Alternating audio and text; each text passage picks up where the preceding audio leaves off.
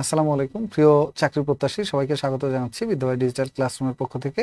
সাথে আছি আমি সাজ্জাদ হোসেন। আপনারা কেমন আছেন সবাই? আর যারা আজকে নিবন্ধন পরীক্ষা দিলেন কেমন পরীক্ষা দিয়েছেন এটা একটু আগে কমেন্টে জানান। আর আজকে আমরা গুরুত্বপূর্ণ একটা বিষয় নিয়ে কথা বলবো, যেটা একেবারে বাংলাদেশের সবচেয়ে বড় বার্নিং ইস্যু, সবচেয়ে বড় বিগ ইস্যু এখন বর্তমানে বাজওয়ার্ড, সেটা হলো প্রশ্ন ফাঁস। এর বাইরে আছে কোটা, এর বাইরে আছে লবিং। এই তিনটা বিষয় এখন বর্তমান বাংলাদেশের সবচেয়ে বড় আলোচিত ইস্যু। তো এই ইস্যুতে একজন চাকরি প্রার্থীর আসলে কি করা উচিত?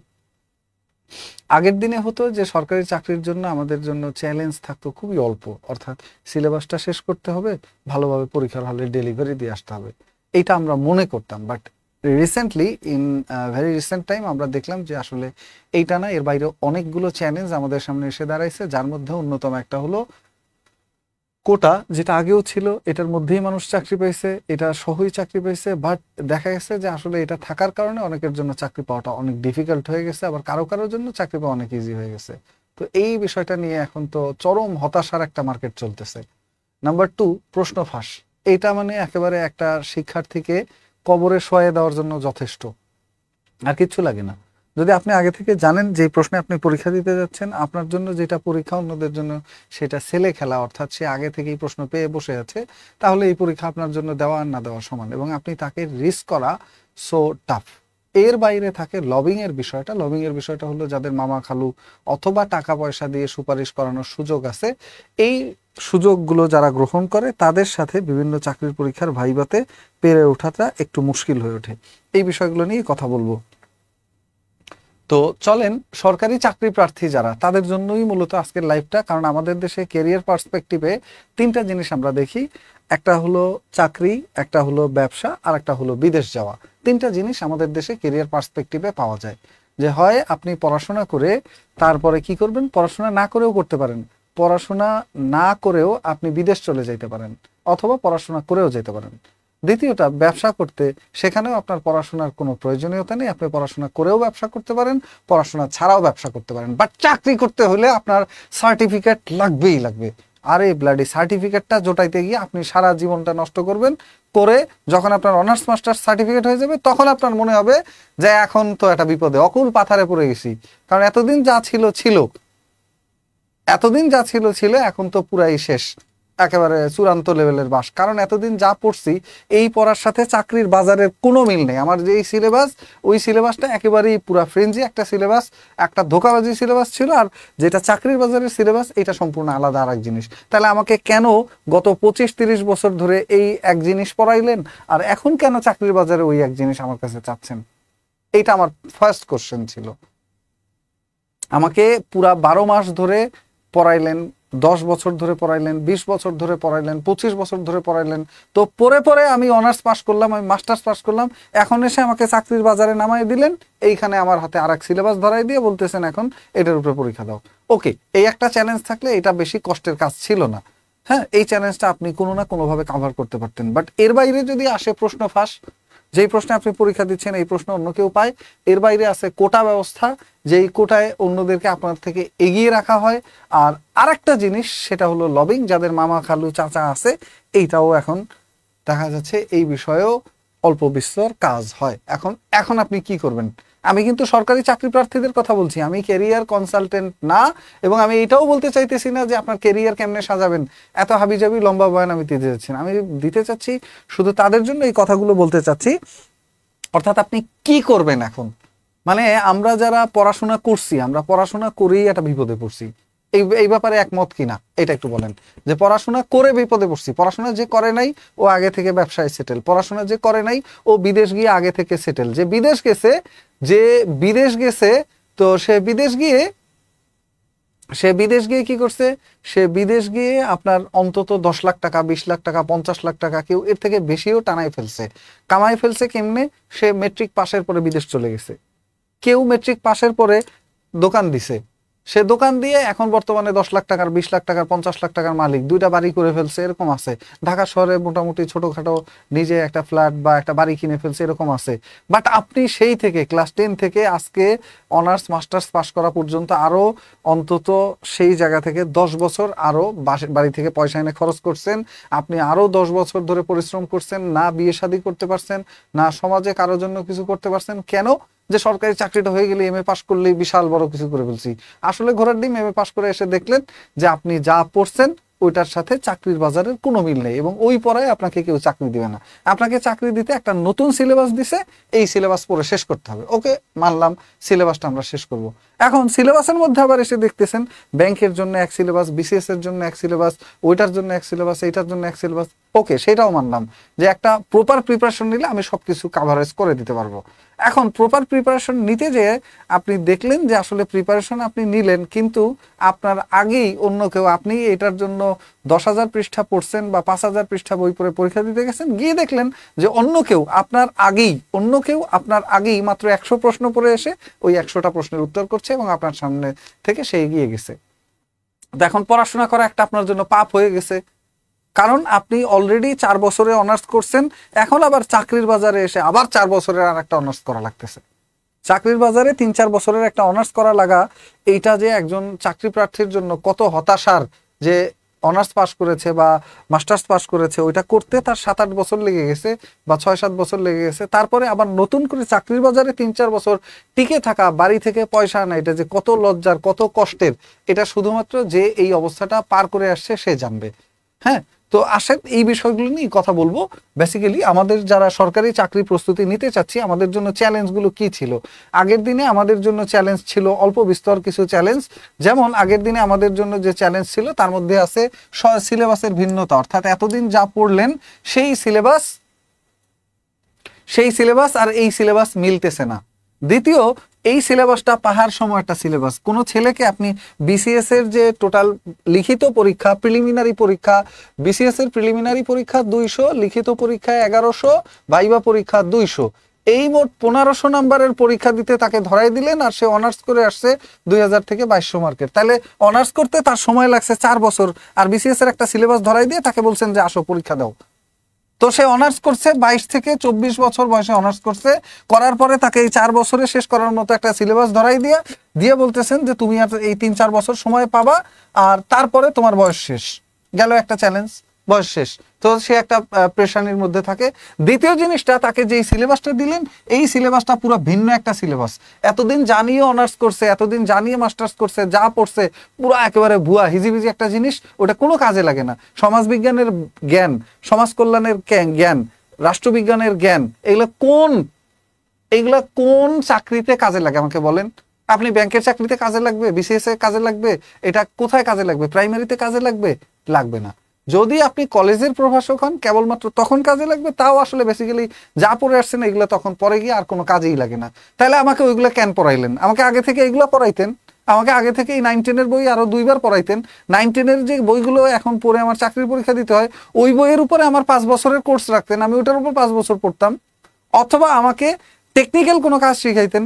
এখন এসে এইসব আজগুবি কথাবার্তা বললে জাস্ট একেবারে একটা বিপদ বেজে যায়। তো এই যে একটা ভিন্ন সিলেবাস, এইটা আমার কাছে ওয়েস্ট অফ টাইম মনে হয়, যে তাইলে আমি এতদিন যা পড়লাম সেটা কেন পড়লাম, সেটার প্রয়োগ আছে কই?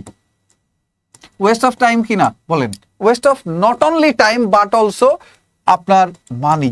আপনার ভ্যালুয়েবল দুইটা জিনিস, একটা হলো টাইম আর একটা হলো মানি, এই দুইটাই ওয়েস্ট করছেন আপনি। রাষ্ট্রবিজ্ঞান, সমাজ কল্যাণ, ইতিহাস, এরপর আপনার ওই যে কি বলে এটাকে আমাদের অ্যাকাউন্টিং, ফিন্যান্স, ম্যানেজমেন্ট, এত হাবিজাবি সাবজেক্টের কি দরকার ছিল? আমাকে যদি এই 9-10 বই পড়তে হয় তাহলে আমাকে কেন ওইগুলা 5 বছর 7 বছর ধরে পড়াইছেন? ইন্টারের পরেই তো আমি এই পরীক্ষা দিতে পারতাম। গেল, এটা না হয় আমরা মেনে নিছি, ওকে আমরা ছাত্র সমাজ এইটা মেনে নিছি, আমরা এইটাই করব, যা পড়তে বলবেন ওইটাই পড়বো। আমার সেই 9-10 অঙ্ক করাইতে বলবেন এখন, ওকে করলাম আমি 9-10 অঙ্ক। বাট 9-10 অঙ্ক করতে গিয়ে আমাকে যদি তখন 9-10 হায়ার ম্যাথ করতে হয়, 9-10 বিজ্ঞান বই পড়তে হয়, কেমিস্ট্রি বই পড়তে হয়, ফিজিক্স বই পড়তে হয়, এটা কেন পড়াইতেছেন ভাই? আমি তো তাহলে আগে সায়েন্স পড়তাম। আমি ম্যাথ পড়ি নাই, আমি ম্যাথ পড়ছি লাস্ট মেট্রিকে, এরপর আমি ম্যাথ ভয়ে পড়ি নাই, এখন আমি ইন্টারে পড়ি নাই, অনার্সে পড়ি নাই, মাস্টার্সে পড়ি নাই, এখন আমাকে বলছেন ম্যাথ পারতেই হবে, ম্যাথ ছাড়া চাকরি নাই বাজারে। এখন আমাকে বলছেন ইংলিশ ছাড়া চাকরি নেই, তাহলে এতদিন আমাকে সেটা কেন বলেন নাই ভালো কথা। এখন আমাকে পাহাড় সময় একটা সিলেবাস দিয়ে দিয়েছেন, এই সিলেবাসটা মোটামুটি এই সিলেবাস কভার করতে হলে একজন ছাত্রর, অর্থাৎ বাংলাদেশে বিসিএস এর 1500 নম্বরের পরীক্ষা, এরপরে বাংলাদেশে যে আপনার ব্যাংকের যে পরীক্ষা 350 নম্বরের, যে কোনো চাকরির পরীক্ষা আপনার এই সিলেবাস শেষ করতে হলে অ্যাটলিস্ট 1 বছর থেকে 2 বছর বই পুস্তকের সাথে লেগে থাকতে হবে, এর কোনো বিকল্প নাই। এছাড়া কেউ চাকরি পাইছে সেটা হয় টাকা দিয়ে পাইছে, অথবা মামার জোরে পাইছে, অথবা অন্য কোনো উপায়ে পাইছে। অন্য কোনো উপায় মানে কি সেটা আমি বলবো না, অথবা আপনার চাকরি সে টাকা দিয়ে পাইছে, অথবা মামা দিয়ে পাইছে, অথবা পরিশ্রম করে পাইতে হইতেছে। তো এখন একটা ছেলে পরিশ্রম করে চাকরি পাচ্ছে, আর একটা ছেলে সেই চাকরিটাই 20 লাখ টাকা দিয়ে পাচ্ছে, 10 লাখ টাকা দিয়ে পাচ্ছে, প্রশ্ন কিনে পাচ্ছে। তাহলে কেন আপনি এই জিনিসটা লিগালি করতে পারতেছেন না? আমাকে পাহাড় সময় একটা সিলেবাস পড়াইতেছেন, আমি 1000 নম্বরের জন্য 10,000 পৃষ্ঠা পড়তেছি, আর অন্য একজন 100 নম্বরের সিলেবাস পড়ে, মানে 100 নম্বর সিলেবাসও না, 100 নম্বরের প্রশ্ন, আবেদ চাচা তার হাতে 100 নম্বরের একটা প্রশ্ন দিছে, 100 নম্বরের প্রশ্ন বসে এসে সে পরীক্ষা দিচ্ছে। তো এই দায়ভারটা কার? এই দায়ভারটা কার? আপনার প্রশ্ন কেন আবেদ চাচা নিয়ে তার কাছে দিচ্ছে? কেন এইখান দিয়ে আবেদ চাচা 10 লাখ টাকা ইনকাম করে নিচ্ছে? তো এইখানে আমার আমার আমার দায়ভারটা কে নিবে?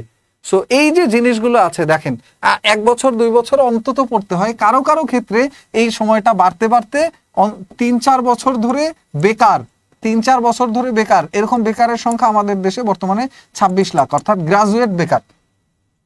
অনার্স মাস্টার্স সব পাশ করে ফেলছে, এখন 3-4 বছর ধরে এখনো বেকার। এখন সে কি করবে?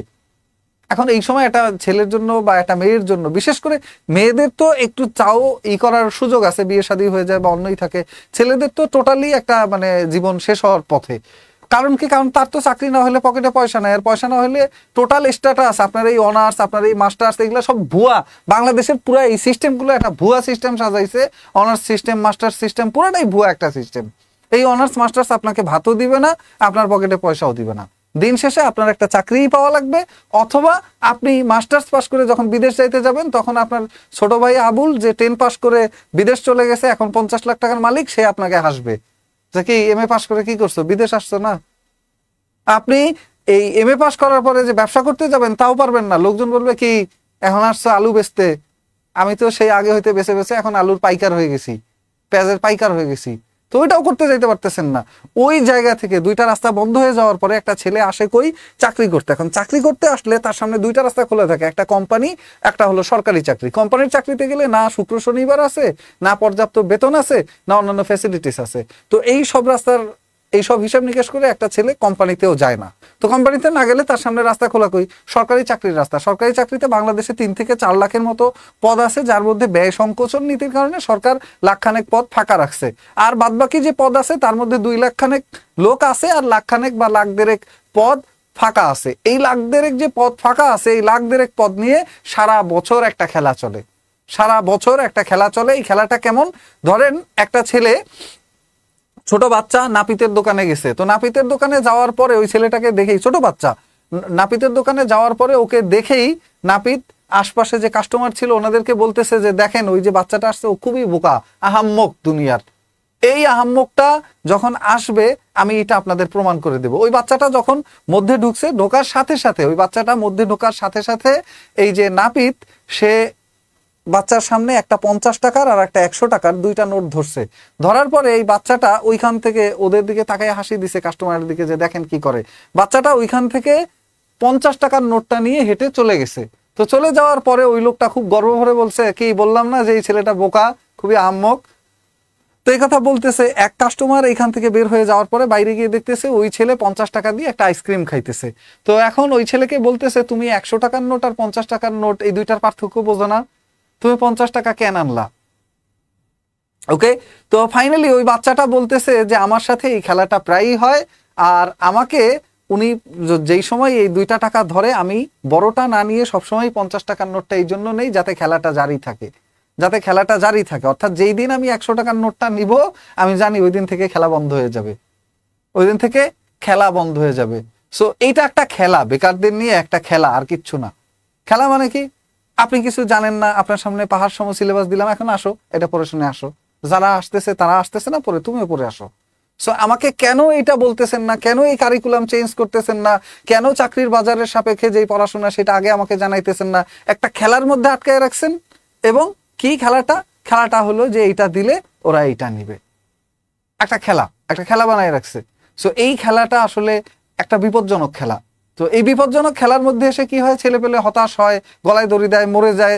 আবার যে পারে সে অন্য ব্যবসা খুলে, যার ওই যে পয়সা আছে আবেদ চাচার কাছ দিয়ে প্রশ্ন কেনার, সে প্রশ্ন কিনতেছে। হ্যাঁ, যাদেরকে আমরা অনেক বড় কিছু মনে করতাম যে এই প্রতিষ্ঠান জীবনে ওই হবে না, ওই প্রতিষ্ঠান যাদেরকে আমরা বড় মনে করতাম, এখন সব প্রতিষ্ঠানের মান সম্মান ধূলিসাৎ হয়ে গেছে। সবাই এই প্রশ্ন ফাঁস করতেছে, সবাই বেচে কিনে খাইতেছে। তো কারে বেচতেছেন? বেচতেছেন কাকে? বেচতেছেন হলো যে আপনাকে পয়সা দিচ্ছে একটা চাকরির যে প্রস্তুতির জন্য, একটা চাকরির প্রস্তুতির জন্য তার যে পয়সাটা কত কষ্টের পয়সা, এটা তো কেউ জানে না।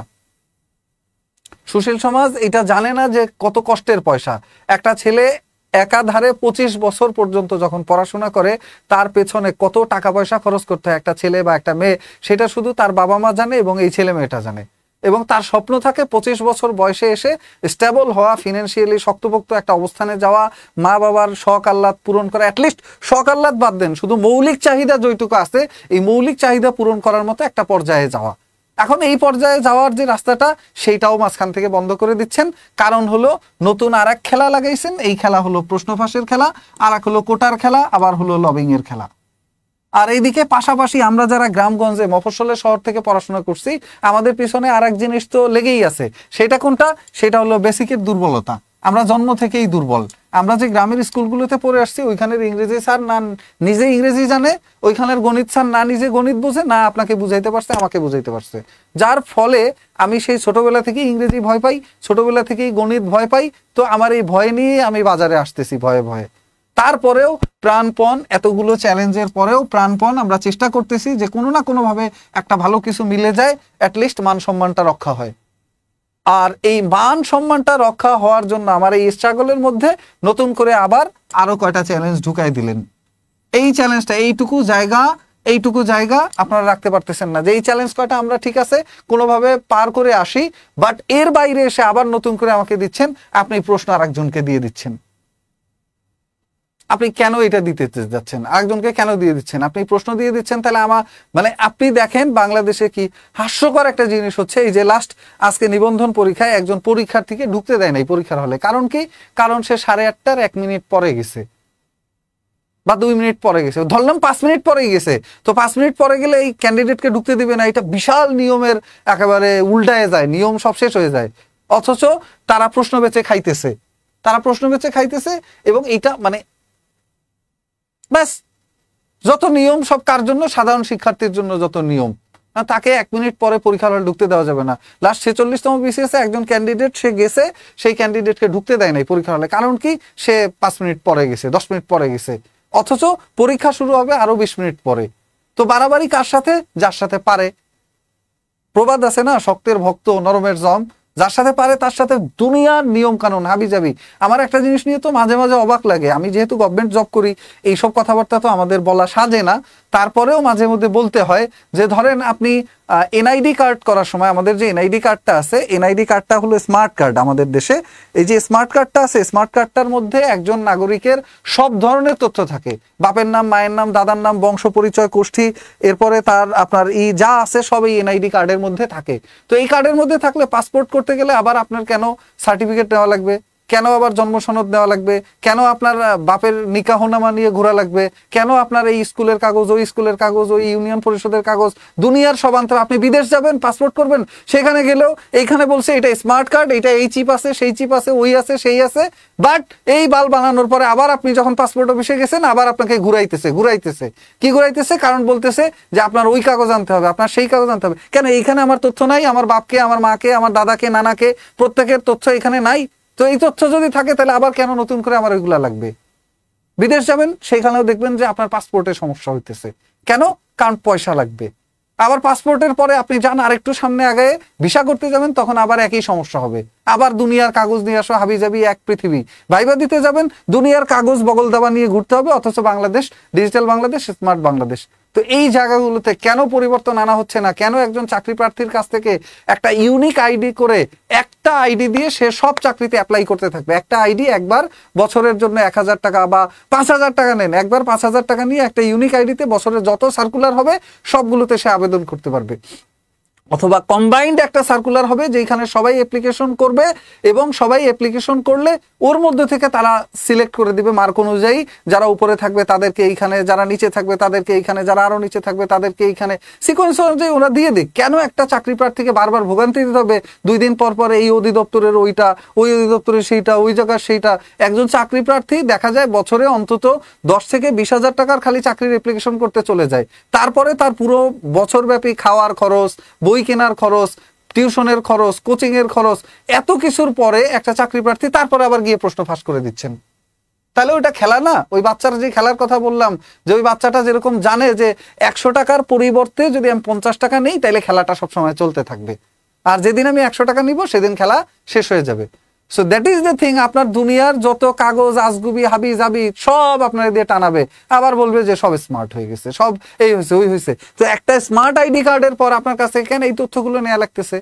একজন চাকরি প্রার্থীর সব তো জানেন এইটার মধ্যে আমার আছে, তো এরপর আবার এইটা সত্যায়িত করেন, ওইটা নিয়ে আসেন, সেইটা নিয়ে আসেন। বিদেশ যাবেন পাসপোর্ট করতে সমস্যা, দেশে চাকরি করবেন সেইখানে সমস্যা। তো প্রত্যেকটা জায়গায় এত সমস্যা কেন থাকবে সিস্টেমে? এটা নিয়ে কথা বলবেন, সেটাও একটা সমস্যা। That is the thing. এখন এত চ্যালেঞ্জের মধ্যে থেকে একজন সরকারি চাকরি প্রার্থীর কি করা উচিত? দেশ ছেড়ে পালিয়ে যাওয়া উচিত? না, এটা আমাদের দেশ। দেশ কার? দেশ কারো বাপের, কারো চাচার, কারো ভাইয়ের, কারো না। দেশ আমার, এবং আমার দেশকে ঠিক করবে কে? আমি ঠিক করব। তো ঠিক করব কেমনে? ঠিক করব কেমনে? সিস্টেমের মধ্যে ঢুকেই না সিস্টেম ঠিক করতে হয়। আপনার যদি একটা মেশিন নষ্ট হয়, ওই মেশিন ঠিক করতে কি করবেন? আপনি ওই মেশিনের মধ্যে ঢুকে না মেশিন ঠিক করবেন? পুরো সিস্টেমটা একটা এলোমেলো সিস্টেম, এবং সেইখানে আমাকে নামাই দিচ্ছেন। অনার্স মাস্টার্স পাস করার সময় তো ভাবছি আল্লাহ কোনোভাবে এটা পাস করলেই বড় বড় চাকরি, বাট পাস করার পর দেখলাম কি পুরাটাই একটা ভুয়া জিনিস। এখানে কোথাও চাকরি নাই, আমার আবার 9-10 বই পড়া লাগবে, আমার আবার মেট্রিক পরীক্ষা দেওয়া লাগবে। তো এই পুরো সিস্টেম থেকে বের হয়ে আসতে একজন চাকরি প্রার্থী, অনেকেই আগে থেকে থাকে যে হ্যাঁ আমি সৎ থাকবো, আমাকে একটা চাকরি দেন, বিনা পয়সায় চাকরি হলে আমি একেবারে কিচ্ছু করব না। অথচ আপনি যদি জানেন, আপনি অবাক হবেন, বর্তমান বাজারে যে নবম গ্রেডের চাকরি করে, এটাকে আমরা ফার্স্ট ক্লাস জব বলি, এইখানে বেসিক হলো 22,000 টাকা, আর এর সাথে 45% বাড়ি ভাড়া টাড়া হাবি যাওয়া সব মিলে সর্বোচ্চ একজনের বেতন আছে 40,000 টাকা। তো এই বাজারে 40,000 টাকা যে পায় বা যে একটা ফার্স্ট ক্লাস জব করে, সে কয় টাকার বাসা ভাড়া দিয়ে থাকতে পারে? 20,000 টাকার বাসা ভাড়া দিয়ে থাকতে পারে? তাহলে সে খায় কি? তার 3-4 জনের ফ্যামিলি বাজার করে কি দিয়ে? আর ঢাকা শহরে 10,000 টাকায় কোনো বস্তিও ভাড়া পাওয়া যায় না, 2 ফ্যামিলির একটা বাসা। যদি সে 15-20,000 টাকা বাসা ভাড়া দিয়ে থাকে, সে খায় কি? এটা ফার্স্ট ক্লাস গেল। সেকেন্ড ক্লাস যদি আপনি আসেন, দশম এইখান থেকে শুরু করে সেকেন্ড ক্লাস, থার্ড ক্লাস, একেবারে 20তম গ্রেড পর্যন্ত, এই গ্রেডগুলোর বেতন তো 16,000 বেসিকে, এদের বেতন 25,000 থেকে শুরু হয়। এর থেকে নিচে নামতে নামতে 25,000 থেকে নিচে নামতে নামতে কারো বেতন আছে 9,300 টাকা এই বেসিকে, কারো বেতন আছে 12,000, 14,000, 16,000, 17,000। তো এই লোকগুলা খাইতেছে কি দিয়া? কেমনে চলতেছে? কেন এই চাকরিটা নেওয়ার জন্য একটা ছেলে মেয়ে উদ্গ্রীব হয়ে থাকে? কেন মরে যায়? কেন এটার জন্য কোটা আন্দোলন করে? কেন এটার জন্য প্রশ্ন ফাঁসের বিরুদ্ধে বিক্ষোভ করে? কেন এটার জন্য রাতের পর রাত জেগে থাকে? কেন একটা 5 বছরের অনার্স মাস্টার্স কমপ্লিট করার পরে আবারও নতুন করে সে 3-4-5 বছর এটার পিছনে লেগে থাকে এই 25,000 টাকার জন্য? কেন? ওয়াই? কজ ওই যে আপনার পাসপোর্ট করতে গেলে আপনার কাছে কাগজপত্র চায়, এনআইডি করতে গেলে কাগজপত্র চায়, এই যে কাগজ, সেই কাগজ, ওই কাগজ, সেই কাগজ, ওরে নিয়ম, কোনো নিয়মের শেষ নাই একেবারে। মোটামুটি যারে পায় তারা নিয়মের একেবারে শুরু থেকে শেষ পর্যন্ত সব শিখাই দেয়। ফাইনালি কি হয়? ফাইনালি দেখবেন যে ওই নিয়মের বাইরে অন্য কেউ ঠিকই সুবিধা লুটে নিচ্ছে। ও 10,000 কোটি টাকা ইনকাম করছে, সে 1,000 কোটি টাকা ইনকাম করছে, ও 500 কোটি টাকা ইনকাম করছে। তো এই খবর পরে বাইর হয়, আগে কই থাকে যখন সে ইনকাম করে? এটা সব খবরই খালি একবার কাউকে ধরলে ওর একেবারে প্যান্ট লুঙ্গি সব খুলে ফেলেন, কিন্তু আগে কই থাকে এই খবরগুলো? এবং এই সিস্টেমের মধ্যে অন্তত এরকম 10 থেকে 20,000 অফিসার, কর্মচারী, বহু মানুষ আছে যারা প্রত্যেকে এরকম 100 কোটি টাকার মালিক। এটা আমিও জানি, আপনিও জানেন, সবাই জানে, ওপেন সিক্রেট। বাট ওই জন্যই সবাই মরে যায়। এই 25,000 টাকার জন্য কেউ মরে যায় না, মরে যায় ওই জন্যই। তো যেই যা বলুক যে আমি সৎ হওয়ার জন্য যাইতেছি, এই করার জন্য, ভুয়া ভুয়া ভুয়া, দুনিয়ার ভুয়া। এই 25,000 টাকার জন্য ইউনিয়ন সমাজকর্মী 16তম গ্রেডে বেতন 9,300 টাকা, স্কেলে সর্বোচ্চ বেতন পাবেন আপনি 14,000 বা 16,000 টাকা। 16,000 টাকার জন্য আপনি মরে যাচ্ছেন। 16,000 টাকায় যদি আপনাকে থাকতে হয়, আপনি বাসা ভাড়া দিবেন কি আর খাবেন কি? তো এইগুলো একটাও আসল কথা না। আসল কথা হলো আমার ভাই একটা সরকারি চাকরি হলে অন্তত একটা জিনিস হয় যে আমার ক্যারিয়ারটা স্টেবল হয়, মানে ক্যারিয়ারটার একটা ভিত্তি হয় যে আমি অমুক জায়গায় আছি, একটা ভিত্তি হয়, অর্থাৎ একটা পরিচয় হয়। আপনি যেই কোম্পানিতে চাকরি করেন, যাই করেন না করেন, মাসে 10,000 20,000 ইনকাম করেন, মানুষ জিজ্ঞেস করবে কি করেন, একটা পরিচয় হবে আপনার যে আমি এইটা করি, নাম্বার 1। নাম্বার 2, আপনার একটা ফিক্সড ইনকাম হবে। ফিক্সড ইনকাম মানে ঝড় বৃষ্টি তুফান যাই হোক, ধরেন বাংলাদেশে একেবারে সব উড়ায় নিয়ে গেছে, কেউ রাস্তায় নামতে পারে না, বাট এক সপ্তাহ এরকম কাজকর্ম কিচ্ছু করেন নাই, কিন্তু মাস শেষে বেতন আপনার অ্যাকাউন্টে চলে আসবে। এটাকে বলে একটা ফিক্সড ইনকাম। এই একটা জায়গা আছে, ফিক্সড একটা স্যালারি, এটা কোনো সময় চেঞ্জ হবে না। আর একটা হলো আপনার প্রমোশন আছে ক্যারিয়ারে। আরেকটা জিনিস আছে, ক্যারিয়ারে প্রমোশন আছে, অর্থাৎ ডে বাই ডে আপনি উপরে উঠতে থাকবেন। কোম্পানিতে চাকরি করলে 5 বছর পরও আপনি আগেও পিয়ন ছিলেন, 5 বছর পরও পিয়ন, 20 বছর পরে ওই দেখা যাবে আপনার বেতন ওই আগেও 20,000 এখনো 20,000, আগেও 10,000 এখনো 10,000। বাট এইখানে আপনি ডে বাই ডে প্রমোট করতে থাকছেন, প্রমোশন করে উপরে যাইতে থাকছেন। আর ফাইনালি আর একটা জিনিস আছে, যেটা হলো বছর শেষে বা একেবারে চাকরি জীবন শেষে আপনার জন্য সরকার একটা পেনশনের ব্যবস্থা রাখছে। তো এই পেনশনটা কি, আপনি বৃদ্ধ বয়সে যাতে ভালো থাকতে পারেন, এখন সার্বজনীন পেনশন স্কিম আসছে যে আপনাকে প্রতি মাসে অন্তত লাখখানেক টাকা দিবে যদি আপনি প্রথম শ্রেণীর কর্মচারী হন বা প্রথম শ্রেণীর কর্মকর্তা হন। সংবিধানে কর্মকর্তা শব্দ কোথাও নেই, আছে কর্মচারী। সংবিধানের 22 নম্বর অনুচ্ছেদে বলা আছে প্রজাতন্ত্রের কর্মচারী। তো এই যে বিষয়টা ওভারঅল, এরপরে আছে আপনার চাকরি জীবন শেষে একটা কি বলে এটাকে, একটু আগে বললাম পেনশন। এই পেনশন আপনি পাবেন। তো অ্যাটলিস্ট আপনার জীবনটা মোটামুটি একটা সার্কেলের মধ্যে চলে আসে, আপনি একটা সুন্দর ইউনিটের মধ্যে চলে আসেন। আবার দেখা যায় এর বাইরে সুন্দর সুন্দর অনেক ভাতা টাতার ব্যবস্থা আছে, বোনাসের ব্যবস্থা আছে। ঈদের সময় একটা কোম্পানিতে চাকরি করলে তাকে বেতনের বাইরে 4 আনা পয়সা কেউ দেয় না, বাট সরকারি চাকরি করলে তার বেসিকের সমান একটা বোনাস দেয়। ওকে, তো এই সব কিছু মিলে এখন একটা সরকারি চাকরির জন্য সবাই মরতেছে। আর বাহির দিয়ে কিছু পণ্ডিত এসে বলবে সরকারি চাকরি সবার করা লাগবে না, আসেন উদ্যোক্তা হন। উদ্যোক্তা হইতে গেলে দেখবেন আপনি জাগার মানে উদ্যোক্তা হইতে গেলে আপনি একটা বিজনেস করবেন। বিজনেস করতে হলে আপনার কি লাগবে, জায়গা লাগবে, আপনার দোকান লাগবে, আপনার ক্যাপিটাল লাগবে, আপনার হলো একে চান্দা দেওয়া লাগবে, তাকে চান্দা দেওয়া লাগবে, ওই অফিসে ট্যাক্স দেওয়া লাগবে, ওই অফিসে ট্যাক্স দেওয়া লাগবে, অভাব নাই। এগুলো মানে ওপেন সিক্রেট, সবাই চোখ দিয়ে দেখতেছে, বাট সবাই বড় বড় তালতাল কথা বেরোবেলা উদ্যোক্তা হন, উদ্যোক্তা হন। উদ্যোক্তা হইতে যে পয়সা লাগে সেটা কে দিবে, উদ্যোক্তা হইতে যে দোকান লাগে সেটা কে দিবে, উদ্যোক্তা হইতে যে আইডিয়া লাগে সেই আইডিয়া কে দিবে। আমাকে পড়াইছেন সমাজ বিজ্ঞান, আমাকে পড়াইছেন রাষ্ট্রবিজ্ঞান, রাষ্ট্রবিজ্ঞানের মধ্যে উদ্যোক্তা হওয়ার কোনো আইডিয়া নাই। বর্তমান যে বাস্তবতা, বর্তমান যে প্রেক্ষাপট, এইটার সাথে আবার পড়ার সাথে আবার সিলেবাসের সাথে কোথাও কোনো মিল নাই। পুরাটাই একটা আজগুবি জিনিস পড়ে এসে মার্কেটে ছেড়ে দিয়েছেন, মার্কেটের আমি কিছুই জানি না।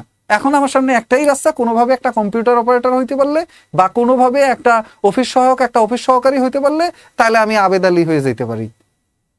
আর বাংলাদেশে আবেদ আলী যেটা ইনকাম করতেছে, কোনো উদ্যোক্তাও ওই পর্যন্ত, একজন শিল্পপতিও 100 কোটি 200 কোটি টাকা কামাই করতে তার জীবনে ঝোল বাইর হয়ে যায়, যেটা একজন পিয়ন কামাই করে নিতেছে সরকারি অফিসের,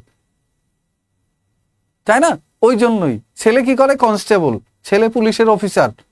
সো এই জিনিসটা সুযোগ থাকলে আসলে যারা পারবেন তারা উদ্যোক্তা হন, সুযোগ থাকলে আগে থেকে ব্যবসা করেন, সুযোগ থাকলে বিদেশের জন্য যাইতে পারেন। আর যার সুযোগ নাই, আমার মতো ফেসে গেছেন, তারা অবশ্যই চাকরির বাজারে থাকেন। এখন চাকরির বাজারে থেকে কি করবেন, চাকরির বাজারেও তো সমস্যা, হ্যাঁ। তো সব কিছু মিলাই জিলাই পুরো একটা হতাশা। এই হতাশা থেকে বের হয়ে আসতে গেলে রাস্তা আপনাকেই বের করতে হবে, আপনার রাস্তা অন্য কেউ বের করে দিবেন না। কেমন, চীনে যখন এই যে ডিগ্রির সংখ্যা বেশি হয়ে গেছে বাট কোনো ইনকামের সোর্স নাই, এই ডিগ্রি ওরা বন্ধ করে দিয়ে ওরা মানুষকে ছোট ছোট শিল্প গড়ে তুলতে সহায়তা করছে। আপনি দেখবেন দাঁত মাজার ব্রাশে লেখা আছে মেড ইন চায়না, আপনি দেখবেন যে এই আপনার ওয়ালেট মানি ব্যাগ এটা লেখা আছে মেড ইন চায়না, আপনার জামার বুতাম এটা মেড ইন চায়না, আপনার চোখের সানগ্লাস মেড ইন চায়না, যা আছে আপনার গায়ের সাবান মেড ইন চায়না, যত জিনিস আছে, একটা ফোন কিনছেন, একটা ক্যামেরা কিনছেন, একটা ফোন কিনছেন, সব মেড ইন চায়না। কই থেকে আসে, চাইনিজরা ঘরে ঘরে শিল্প বানাইছে। তা আসেন এরকম করেন। সবাই কৃষক হইতে পারবেন না, মানে সবাই কৃষক হন, সবাই চাষবাস করেন, এইসব হাবিজাবি কথাবার্তার কোনো ভিত্তি নাই। সবাই কৃষক হবে না। জাস্ট একটা জিনিসই, সেটা হলো আপনি একটা রাস্তা খুঁজে বের করেন। সেই রাস্তাটা হইতে পারে যে আপনি একটা ব্যবসা করবেন, হইতে পারে আপনি কিছু বানানো শুরু করবেন, হ্যাঁ। বিদেশে বাসায় বাসায় সবাই বানায়, দাঁত মাজার ব্রাশ বানায়, আছে এগুলার ব্যবসা আছে। তো এগুলো শিখতে, জানতে, শুনতে, বুঝতে সময় লাগে। আবার গ্লোবাল মার্কেটে আইটি সেক্টরে কিছু জব আছে, যেমন আপনি গ্রাফিক্স ডিজাইনার, যেমন আপনার আইটি সেক্টরের বিভিন্ন কার্যক্রম, এগুলো শিখতে পারেন। ইভেন আমরা এমন অনেকে আছি, আমি নিজে অনেকে আছি যারা মাস্টার্স পাস করছে, এখন পর্যন্ত টাইপ করাই শিখে নাই ঠিকঠাকভাবে, টাইপই করতে জানে না। তো একটা মাস্টার্স পাস ছেলে টাইপ করতে জানে না, সে তো কোথাও চাকরি পাবে না। তো মানে জাস্ট আপনার পুরা জিনিসটার বাইরে চলে আসতে হবে, পুরা জিনিসটার বাইরে থিঙ্কিং করতে হবে যে যদি আপনি চাকরির পিছনে লাগেন তাহলে একেবারে সব বন্ধ করে ওটার পিছনে লেগে থাকতে হবে, যে এইখানে যদি চাকরির বাজারে 100টা পোস্টের মধ্যে 20টা পোস্টে চাকরি হয়, একটা আমি নিব, নাইলে আগে ছেড়ে দেন। এটার সাথে খামাখা ঝুলে থেকে ধরে রেখে কষ্ট বাড়ায় লাভ নাই, আগে থেকে বের হয়ে আসেন। এই একটা চক্র, এটা একটা খেলা, এই খেলা চলতে থাকবে। এই খেলার মধ্যে হয় আটকায় থাকলে থাকার মতো আটকায় থাকেন, যাতে কিছু নিয়ে বের হয়ে আসতে পারেন, আর না পারলে এই খেলা থেকে বের হয়ে আসেন। এই খেলা থেকে বের হয়ে বাস্তবতার নিরিখে যেটা আছে কোনো একটা কাজ করেন। ইভেন কেউ যদি ডিম বিক্রি করে, এই যে আমাদের অফিসের নিচে ডিম বিক্রি করে, প্রতিদিন উনি অন্তত 100 ডিম বিক্রি করে। এক একটা ডিম দাম নেয় 25 টাকা, একটা সিদ্ধ ডিম কিনতে ওনার একটা ডিমে খরচ 14 টাকা। 14 টাকা খরচ হলে ওনার সিদ্ধতে 1 টাকা করে পার ডিমে খরচ গেলে 15 টাকা ওনার খরচ, পার ডিমে ওনার 10 টাকা লাভ। তো 100 ডিমে ওনার লাভ কত? 100 ডিমে লাভ কত? 110কে 1000 টাকা। 1000 টাকা মানে 30 দিনে 30,000 টাকা। আর ওই যে বেতন তো আমি দেখাই দিলাম, আমি যেই গ্রেডে চাকরি করি বা যে নবম গ্রেডে চাকরি করি, এই গ্রেডগুলোর কত বেতন? সর্বোচ্চ বেতন 37,000 টাকা। আর ওই ডিমওয়ালা যে শুধু ডিম বেচবে, কোনো ক্যাপিটালের দরকার নেই, কিচ্ছু না, 3 ঘন্টা প্রতিদিন ডিম বিক্রি করে সন্ধ্যাবেলা এসে বসে। জাস্ট ডিফারেন্ট থিঙ্কিং, এটা হলো আসল।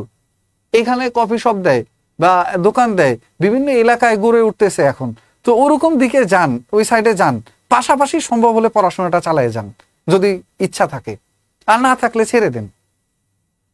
টুডে আর টুমোরো বড় কিছু হবেই, কিন্তু আর এইটা না করে এই চক্রের মধ্যে আটকায় থাকলেন, পাশাপাশি ওইদিকে একটু ব্যবসা করলেন, একটু চাকরি করলেন, ফাঁকে ফাঁকে একটু পড়লেন, কোনোটাই হলো না।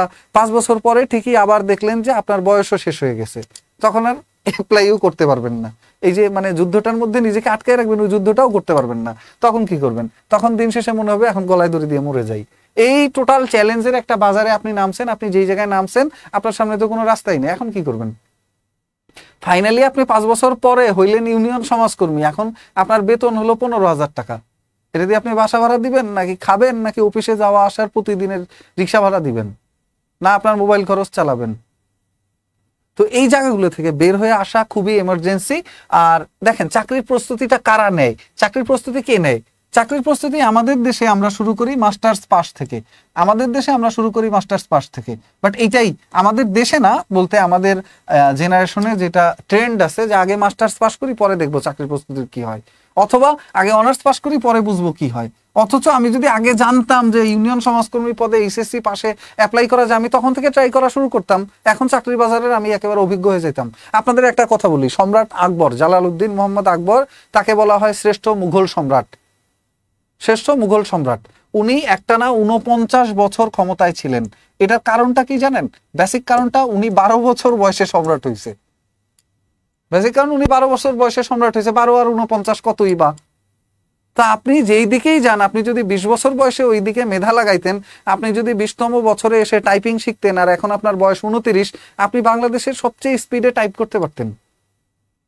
আপনি 1 মিনিটে 1000 পৃষ্ঠা টাইপ করে ফেলতে পারতেন, মানে 1 ঘন্টায় 1000 পৃষ্ঠা টাইপ করে ফেলতে পারতেন। আপনার মার্কেটে অন্তত 1 লাখ টাকা ইনকাম থাকতো per month. Per month 1 lakh টাকা ইনকাম থাকতো যদি আপনি টাইপের মতো টাইপ জানতেন। যদি আপনি ছবি গ্রাফিক্স ডিজাইন করা শিখতেন, 1 বছর 2 বছর 5 বছর এই কাজ দিয়ে লেগে থাকতেন, এখন আপনি অন্তত 50,000 1 লাখ টাকা চোখ বন্ধ করে প্রতিদিন 5 ঘন্টা কাজ করলে ইনকাম করতে পারতেন। না কোনো এক্সট্রা স্কিল আছে, না চাকরির বাজার জানি, কিচ্ছু জানি না, বাট হুদাই খালি এটার পিছনে ঘুরে যাচ্ছি, জানিও না যে কই যাচ্ছি, এটা ফিনিশিং কই, না আমি কি হব এটাও জানি। সো আপনি যেই জিনিসটা আছে, আপনি দেখেন, আপনি এইচএসসি পাস এইখান থেকেই শুরু করতে পারতেন, করেন নাই। আপনি মেট্রিক পাশা শুরু করতে পারেন, করেন নাই। আমরা অনেকে, আমার ফ্যামিলি থেকে কখনো যাইতে দেয় নাই যে পুলিশ হওয়া লাগবে না, পুলিশ হওয়া লাগবে না, কনস্টেবলের চাকরিতে যাইতে দেয় নাই, সেনাবাহিনীতে সৈনিক হইতে যাইতে দেয় নাই, না যাইতে যাইতে তো যাই নাই। এখন এসে কি করছি? ঘোড়ার ডিম। এইখানে এসে এই মাস্টার্সের পরে তারপরে এসে ঝুলে রয়েছে। আমরা যারা বিভিন্ন মফস্বল এরিয়া থেকে, বিভিন্ন গ্রামগঞ্জ থেকে আমরা পড়াশোনা করছি, আমাদের তো সামনে আর রাস্তা নাই, কারণ আমরা আগে জানতামই না। যখন বুঝছি তখন আমার মাস্টার্স পাস, এখন আর আমার যাওয়ার রাস্তা নেই। এখন বাড়ি থেকে পয়সা দিবে না, বিয়ে করার জন্য চাপ দিচ্ছে, মানুষজন হাসাহাসি করছে। কারণ মাস্টার্স পাস মানে কি? আপনি এসএসসি পাস করলেন, এইচএসসি পাস করলেন, অনার্স করলেন, মাস্টার্স করলেন, এখন আপনি কি? ইউ আর এ সার্টিফাইড বেকার। মানে আগে ছিলেন আপনি বেকার, আর এখন হলেন সার্টিফিকেটধারী বেকার। এইটুকুই পার্থক্য, আর কিচ্ছু না। আগে ছিলেন আপনি বেকার এসএসসি পাস করার পর, এইচএসসি পাস করার পর, আর এখন হলেন আপনি সার্টিফাইড বেকার, যে সবগুলো সার্টিফিকেট আছে বাট বেকার। এখন সবাই আপনাকে নিয়ে হাসে যে বেকার আর কতদিন পড়বি, আর কতদিন করবি। হাসিয়েন না যে আবেদ আলীর কাছে আপনি ডিম বেচা টাকা দিয়ে প্রশ্ন কিনবেন, প্রশ্ন কিনে তো সেই আবার একই জিনিসই হচ্ছেন, যেখানে আপনার বেতন 25,000 টাকা, আর ডিম বেচে আপনি 30,000 টাকা ইনকাম করতেছেন। সো আপনাকে বুঝতে হবে আপনি কি হইতে চাইতেছেন, কি করতে চাইতেছেন। আদারওয়াইজ দেখেন এই বাজারে চাকরির প্রস্তুতি কারা নেয়? আমাদের যারা বোধ বুদ্ধি নাই এরা মাস্টার্স পাশের পর শুরু করে, যাদের একটু বেশি বুদ্ধি এরা অনার্সে শুরু করে, আর যাদের আরেকটু বেশি বুদ্ধি ওরা honours second year third year থেকে শুরু করে। বাট দেখেন যারা বড় চাকরিগুলো পাইছে এরা অনার্স ফার্স্ট ইয়ার থেকে শুরু করছে, এগুলো নিয়ে লেগে রয়েছে। এরা ওই অনার্সের হাবিজাবি পড়ে নাই, এর সংজ্ঞা তার সংজ্ঞা যা কোনো কাজে লাগবে না ওইগুলো পড়ে নাই। ওরা তখন থেকেই 9-10 বই পড়ে অনার্সে বসেই। আর এই যে এইচএসসি পাস, এসএসসি পাসের পরে কত যে ভ্যালু আমাদের টাইম, এটা আমরা এই জায়গা ওই জায়গা ছাদে আড্ডা দিয়ে, বাগানে আগানে মাঠে এগুলাতে টাইম পার করে আসছি। আর এখন ফাইনালি আমি কোনো কুল কিনারা পাইতেছি না, কারণ আমার এইগুলো সব করা শেষ। এখন কি করতে হবে? এখন চাকরির বাজার। এখন চাকরির বাজার সম্পর্কে কোনো আইডিয়া নাই, তো করেন আর একবার অনার্স, করেন আর একবার মাস্টার্স, আরো 3-4 বছর ধরে। তো এই জায়গা থেকে বেরিয়ে আসতে হলে আমি বলবো যারা চাকরির প্রস্তুতি নিতে চান তাদের এইচএসসি পাশের পরেই নেওয়া উচিত। এইচএসসি পাশের পরে যেগুলো অ্যাপ্লাই করবে, আর অনার্স পড়াকালীনই তাদের এক্সট্রা কারিকুলার অ্যাক্টিভিটিস বা এক্সট্রা স্কিল কিছু শিখে নেওয়া উচিত, পাশাপাশি চাকরির বাজারে প্রস্তুতি রাখা উচিত। আর মাঝখানে পড়াটা একটু ঝুলায় রাখা উচিত, যে পড়াটাও আমি পড়ি, তাহলে কিছু একটা হইতে পারে। ফাইনালি দেখেন, এরপরে যদি আমি বলি বাংলাদেশের জনপ্রিয় সরকারি চাকরিগুলো কোনগুলোর জন্য মানুষ মরে যাইতে চায়? বিসিএস। বিসিএস এ এক বছরে পোস্ট আসে কয়টা? জেনারেল ক্যাডারে পোস্ট আসে 500 থেকে 600। পুরা বাংলাদেশে গ্রাজুয়েট বেকারের সংখ্যা কত? 26 লাখ। শূন্য বোধহয় 5টা হবে, 26 লাখ। 26 লাখ মানুষ এই 500 পোস্টের জন্য মরে যাইতেছে। গেল, আমিও মরে গেছি। আবার বললেন না তো আপনিও তাহলে সাধু? না, আমিও মরে গেছি, এবং আমি পরপর 3টা বিসিএস প্রিলিমিনারি লিখিত ভাইবা, 3টা ভাইবা অ্যাটেন্ড করে তারপরে ফাইনালি এসে একটা জায়গায় দাঁড়াইছি। তাও এই 500-র মধ্যে না, কিন্তু এর বাইরে যেটা টেকনিক্যালের পোস্ট আছে, টেকনিক্যালের পোস্ট থাকে ইউজুয়ালি প্রত্যেক বিসিএস এ 1500 থেকে 2000-এর কাছাকাছি। তো এই জায়গায় এসে দাঁড়াইছি। একটা হলো জেনারেল ক্যাডার, আর একটা হলো টেকনিক্যাল বা এডুকেশন ক্যাডার। তো এইখানে এসে দাঁড়াইছি, এইখানটায় না, এই 500-র মধ্যে না, এইখানে এসে আমি দাঁড়াইছি। তো আপনার এইখানে দাঁড়াইলে কি হবে? এইখানে দাঁড়াইলে তাহলে আপনি ওই মতিউর ভাইয়ের মতো, ওনার মতো পয়সা করি হবে, মতিউর স্যারের মতো, যে বিদেশে টাকা, ওই দেশে টাকা, সেই দেশে টাকা, কানাডায় টাকা, এরকম টাকা। এবং এটা মোটামুটি 50-60% বা 80% মানুষেরই এরকম টাকা পয়সা থাকে। খুব কম লোক আছে যাদের এগুলো দরকার হয় না। এরপরে বিসিএস এর যদি আপনি বাদ দেন, তাহলে ব্যাংক আছে একটা লিগাল ভাবে, এখানে বেশ ভালো হ্যান্ডসাম স্যালারি পাওয়া যায়, এবং এই ব্যাংকে প্রতি বছর 5 থেকে 7,000 পোস্টে, 5 থেকে 7,000 পোস্টে ব্যাংকে প্রতি বছর সার্কুলার হয়। এরপরে আপনি যদি প্রাইমারিতে দেখেন, প্রাইমারিতে আগে প্রতি বছর 18, 20, 22, 30, 35,000 মানুষের সার্কুলার হইতো। লাস্ট সার্কুলারে এইটাও কমে 12,000-এর নেমে আসছে, 12,000-এ নেমে আসছে লাস্ট সার্কুলারে। 7,000 বলা ছিল প্রথমটায়, আর পরেরটায় খুচরা খুচরা হয়ে গেছে। এবং এইখানে প্রশ্ন ফাঁস হয়। যদি কেউ বলে প্রশ্ন ফাঁস হয় নাই, তাহলে এটা কোনোভাবেই হয় না। প্রশ্ন ফাঁস হয় এইখানেও। এখানে প্রশ্ন বেচে খায়, এখানে প্রশ্ন বেচে খায়, এইখানে পড়ায় দেয়, এইখানে আবার ভাইবার সময় লবিং করে।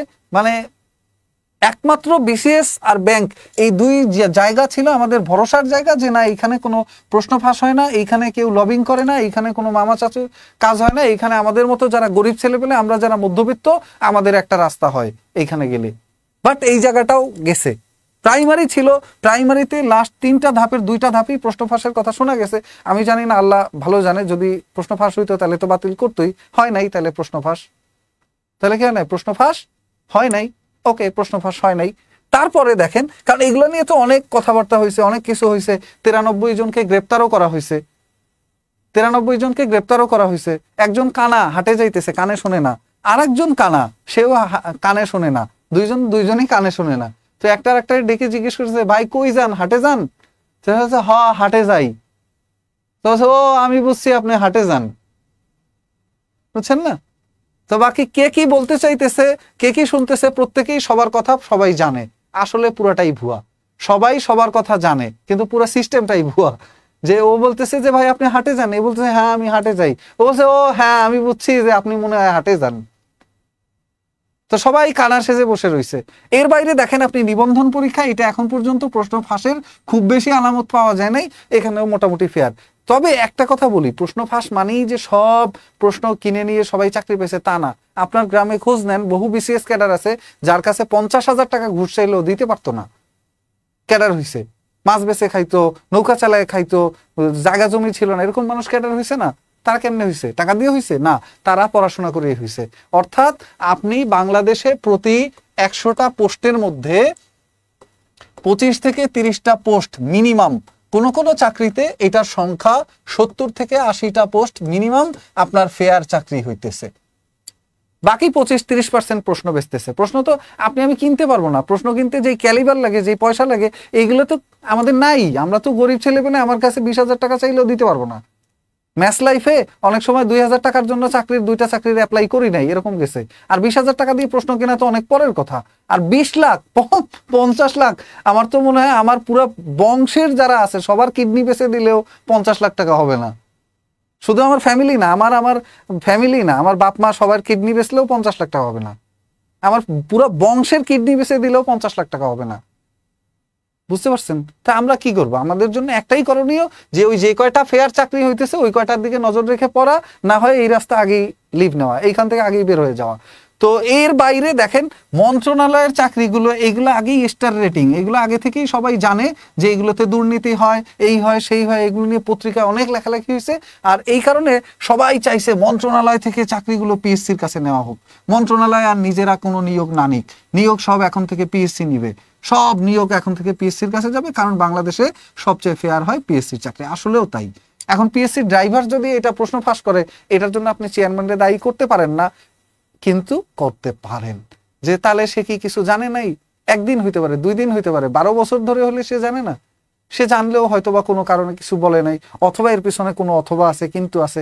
এইটার মধ্যে আমাদের সাধারণ মানুষের যাওয়ারও দরকার নেই, কারণ আমরা হলো আদার ব্যাপারই, আমাদের জাহাজের খবর রেখে লাভ নাই। আমার খবর রাখতে হবে কোনটা, যে আমি আসলে ওই যে 25-30 জন মানুষের ফ্রি চাকরি হয় ওইটা করব। যদি বলেন যে এত পণ্ডিতি কেন করেন, তা আমি বলবো আপনারও এই পণ্ডিতি করার দরকার নেই, আপনি এই সিস্টেম থেকে বের হয়ে যান। এই চাকরি বাকরি এইসব হাবিজাবি বের হয়ে আপনি ব্যবসায়ী হন, আপনি বিদেশ চলে যান, অথবা আপনি প্রাইভেট সেক্টরে বড় কিছু করেন। ওই আবেদ আলীর কাছ থেকে প্রশ্ন কিনবে কারা? আমার মতো জায়গা জমি সব বেচলে, আমাদের টোটাল যত জায়গা আছে, টু বি অনেস্ট একটা সত্য কথা বলি, আমার ফ্যামিলির টোটাল যত জায়গা আছে এবং আমাদের যে কয়টা কিডনি আছে সব বেচে দিলেও 50 লাখ টাকা হবে না। আমি প্রশ্ন কিনবো কি দিয়ে? প্রশ্ন কে কিনছে ওনার কাছ থেকে 50 লাখ টাকায়? যার পয়সা আছে সে।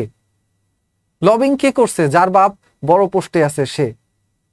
সুপারিশ কে করাইছে ফোন করে যে হ্যালো অমুক আমার ছেলে যাইতেছে ভাই ভাই, এটা কে করাইতে পারে? যার বাপ মন্ত্রী, যার বাপ বড় পোস্টে আছে, বড় অফিসার, তারা পারে। আপনি আমি তো এটা পারবো না। কিন্তু এই সংখ্যাটা খুবই নগণ্য, এটা হলো খুশির কথা। এই সংখ্যা 1% বা 2%, হাইয়েস্ট গেলে 5%। প্রশ্ন কিনছে কতজনে? বিসিএস পরীক্ষা দিছে 4 লাখ। এই যে নিউজ 24-এ যে রিপোর্ট আসছে ওইখানে প্রশ্ন কিনছে কতজনের কথা বলছে? 100 জন, 110 জন, ধরলাম 200 জন। তো 4 লাখ মানুষের মধ্যে 200 মানুষ প্রশ্ন কিনতে পারছে, আর বাকিরা আরো বাকি হয়তো অনেকে কিনছে, আমরা জানি না। কিন্তু না জানুক, আপনার আশপাশে প্রমাণ আছে না? বহু গরিব ছেলে পেলে বিসিএস ক্যাডার হয়েছে, ম্যাজিস্ট্রেট হয়েছে, এসপি হয়েছে না? আপনার গ্রামেই আছে, দেখেন ওইগুলোও হয়েছে। সো কিছু হচ্ছে, এর মধ্যে ওইটুকুই আশা। যেখানে কোনো আশা নাই ওইখানে কিন্তু আলোটা বেশ স্পষ্ট হয়ে দেখা দেয়। ধরেন আমি আপনাকে বুঝাই বলি, ঘোর অন্ধকার, এই যে ধরেন আমি এই বোর্ডটা ঘোর অন্ধকারে যদি ঢেকে দেই, একেবারে সহজভাবে বুঝাই বলতেছি, এই বোর্ডটা ঘোর অন্ধকার।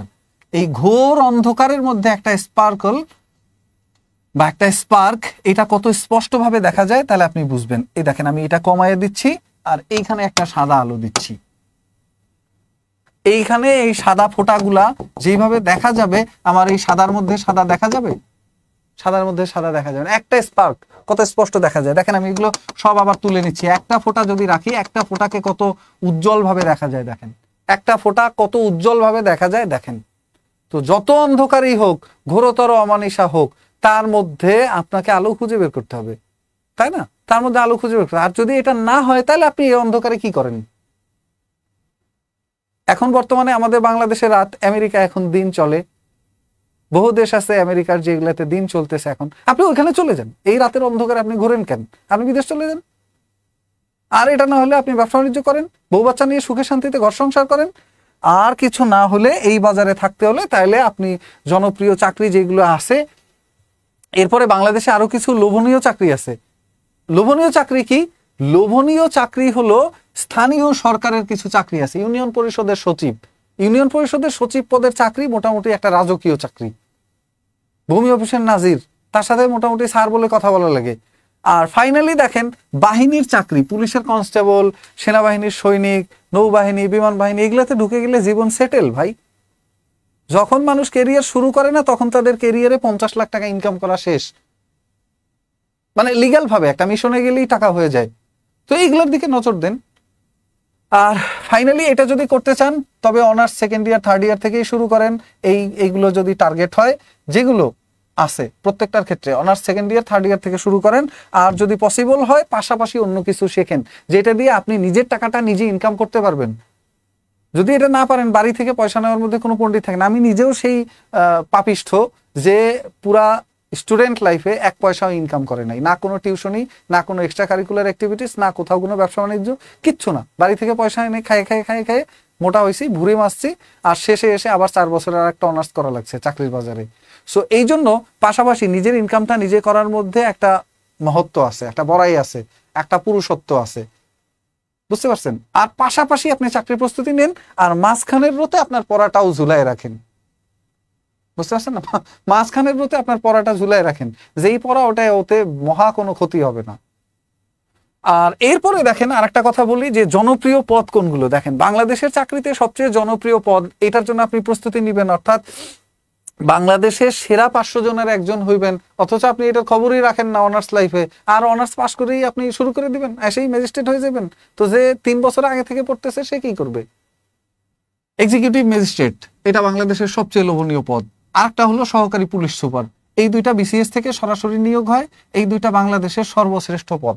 এই পদে যারা চাকরি করে, পারলে এনাদেরকে বীরশ্রেষ্ঠ উপাধি দিয়ে দেওয়া উচিত এখন। যে ওনারা যেই কষ্ট করে, যেই স্ট্রাগলটা করে, যেই চ্যালেঞ্জগুলো সামলায়, এই কোটা, প্রশ্ন ফাঁস, হাবিজাবি সবকিছুর পরও যে ওই পদ পর্যন্ত পৌঁছাইতে পারছে, গরিবের ছেলে পেলে, কোনো পয়সা দেওয়া লাগে নাই, বহু কষ্ট করে ওই জায়গায় পৌঁছেছে, ওনাদের তো মানে মেডেল দেওয়া দরকার, 10 বার করে মেডেল দেওয়া দরকার প্রতি বছরে। বীরশ্রেষ্ঠ উপাধি ওনাদের দিয়ে দেওয়া উচিত। 500টা পদের মধ্যে আসছে এই একটা দেশে। তার বাইরে আর কি আছে? সহকারী কমিশনার ট্যাক্স, সহকারী কমিশনার কাস্টমস, সহকারী কমিশনার আরো আছে যেগুলো। এই পদটা হয় সহকারী কমিশনার পদটা হয় কাস্টমসের ক্ষেত্রে, ট্যাক্সের ক্ষেত্রে, অডিটের ক্ষেত্রে, এরকম ইসের ক্ষেত্রে। আর অ্যাসিস্ট্যান্ট সেক্রেটারি হয় বিসিএস ফরেন অ্যাফেয়ার্স এর ক্ষেত্রে। এর বাইরে একটা লুক্রেটিভ পদ সাব রেজিস্ট্রার। সাব রেজিস্ট্রার পদটা কি? বহু মানুষ ক্যাডারের থেকেও সাব রেজিস্ট্রারকে বেশি গোনায় ধরে। কারণ কি? সাব রেজিস্ট্রার পদে এই পরিমাণ ইনকাম করছে বাংলাদেশের মানুষ, মানে উনি 1 বছরে যা ইনকাম করছে এটা মানুষ পুরা জীবন কষ্ট করেও এই পরিমাণ পয়সা ইনকাম করতে পারে না। এই জন্য এটা লুক্রেটিভ। এরপরে আছে সহকারী পরিচালক, বিভিন্ন নন ক্যাডার পদের। আর বিভিন্ন নন ক্যাডার পদের যে উপজেলা অফিসার গুলো আছে, এইগুলো লুক্রেটিভ পদ। এগুলো বাংলাদেশের সবচেয়ে সেরা পদ, বাংলাদেশের সবচেয়ে সেরা পদ। পাসপোর্ট অফিসে গেলে যে আপনাকে ঘুরায়, ওই দালাল তো আসলে দালাল না, ওটার পিছনে আরো অনেকের হাত থাকে। এইটা একটা র্যাকেট, একটা সিস্টেম, সার্কেল। অর্থাৎ ধরেন যদি প্রতিদিন 100 পাসপোর্ট হয়, একটা পাসপোর্টে যদি পার ডে 1000 টাকা করে রাখতে পারে, 100 পাসপোর্টে 1000 ইন্টু 1000 ইন্টু 100, 1 লাখ টাকা। 30 দিনে 30 লাখ ভাগ করে নিলে বড় স্যার 10 লাখ, ছোট স্যারে 5 লাখ, আর এক ছোট স্যারে 5 লাখ, এই গেল 20 লাখ। আর বাকি 10 লাখ সবাই মিলে ভাগযোগ করে নিল। তাতেও একজন পিওনের 1 লাখ টাকা করে মাসে ভাগে পড়ে যায়, বা তার থেকে বেশি পড়ে যায়। তো কেন বড় স্যার এটা বন্ধ করে দিবে? বড় স্যারেরও তো এটার পিছনে স্বার্থ আছে। ওই পদটা এইটা, ওইগুলো সহকারী পরিচালক বিভিন্ন পোস্টে। উপজেলা অফিসার আছে বিভিন্ন পদের, এগুলো জনপ্রিয় পদ। এখানে আসলে কি সবাই ইলিগাল কাজ করেন? তা না। সবাই ইলিগাল কাজ করলে তো রাষ্ট্র থাকতোই না, এতদিনে ভেঙে যাইতো। অবশ্যই অবশ্যই লিগ্যাল লোকজন আছে, অবশ্যই ভালো মানুষজন আছে, এবং ওনাদের জন্য এখন পর্যন্ত এই সিস্টেমের খেলায় আমরা আটকে আছি, এখান থেকে বের হইতে পারতেছি না। না তো আমরা বলেই দিতাম যে না, সব এগুলো ভুয়া, এখানে কারো চাকরি হয় না। আপনি যখন হঠাৎ করে শুনেন যে অমুক বাড়ির তমুকের চাকরি হয়ে গেছে, ওর তো কোনো পয়সাও নাই, ওর প্রশ্ন কেনার সামর্থ্যও নাই, ওর বাপের টাকাও নাই, কিছুই নাই, ওর চাকরি এমনিই হয়েছে পড়াশোনা করে, তখন আপনি একটু আশার আলো দেখেন। এইভাবে আসলে এই লুক্রেটিভ পদগুলোর জন্য আমাদের লোভ বাড়ে। দ্বিতীয় জিনিসটা দেখেন, জনপ্রিয় পদ 11 থেকে 20 গ্রেডের। আগের যেগুলোর কথা বলছি এগুলো হলো নবম গ্রেডের। এইখানে আরো আছে ব্যাংকের অফিসার, সিনিয়র অফিসার, যেটা ব্যাংকের সিনিয়র অফিসার, বাংলাদেশ ব্যাংকের সহকারী পরিচালক, এই পদগুলো আছে। এর বাইরে আপনার 11 থেকে 20 গ্রেডের জনপ্রিয় পদ, এই যে আবেদ চাচার পোস্টগুলো, ড্রাইভার, এরপরে অফিস সহায়ক, অফিস সহকারী, এরপরে আছে এইখানে আমি দুইটা একই ক্যাটাগরিতে রাখছি, সহকারী শিক্ষক প্রাথমিক বিদ্যালয়। অনেক সময় দেখা যায় যে সহকারী শিক্ষক প্রাথমিক বিদ্যালয় উনি 14 বছর চাকরি করে হেডমাস্টার হইতে পারছে, বাট তার আগেই একজন অফিস সহায়ক বা পিয়ন অথবা একজন অফিস সহকারী তার আগেই 1 কোটি টাকা ইনকাম করে বসে আছে।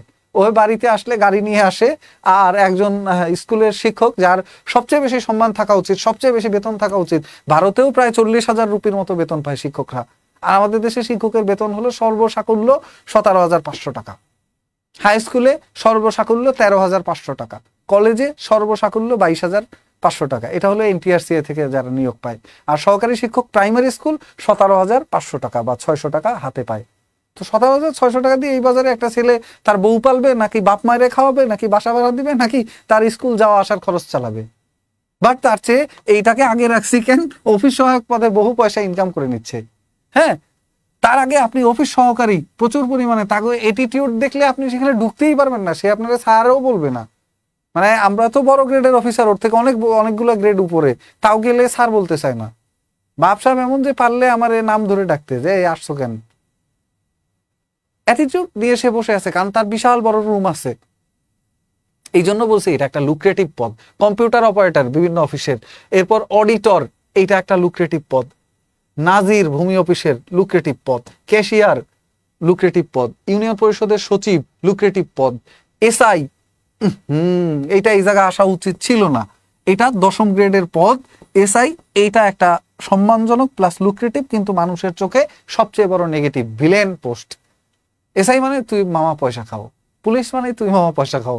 হ্যাঁ, এসআই বলেন, কনস্টেবল বলেন, এটা মানেই পাবলিক মনে করে পয়সা খায়। আসলে এই সিস্টেমটাকে এমন ভাবে আমাদের চোখের সামনে উপস্থাপন করা হয়েছে যে কেউ মান সম্মান নিয়ে টিকতে পারবে না, যে কে ভালো মানুষ আর কে খারাপ মানুষ, এর কোনো লাভ নাই, সবার এক ট্যাগ দিয়ে দিবে পাশায়। এর বাইরে এরকম আরো অনেক পদ আছে যেই পদগুলোর জন্য মানুষ মরে যায়। ঘটনা সত্য এইসব পদের বহু বহু মানুষ আছে যারা প্রত্যেকে হাজার হাজার কোটি টাকা ইনকাম করে নিছে এই মার্কেট থেকে। লস হচ্ছে কার? নাগরিকদের। লস হচ্ছে কার? রাষ্ট্রের। পয়সা কার যায়? সব আমাদেরটাই যাচ্ছে।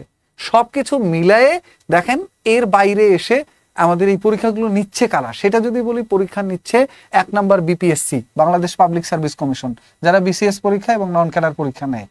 ওই যে লুক্রেটিভ পদগুলো 9ম গ্রেডের এবং 10ম গ্রেডের, এগুলো ওনারা নেই। বিএসসি, ব্যাংকার সিলেকশন কমিটি, যারা ব্যাংকের পরীক্ষাগুলো নেয়।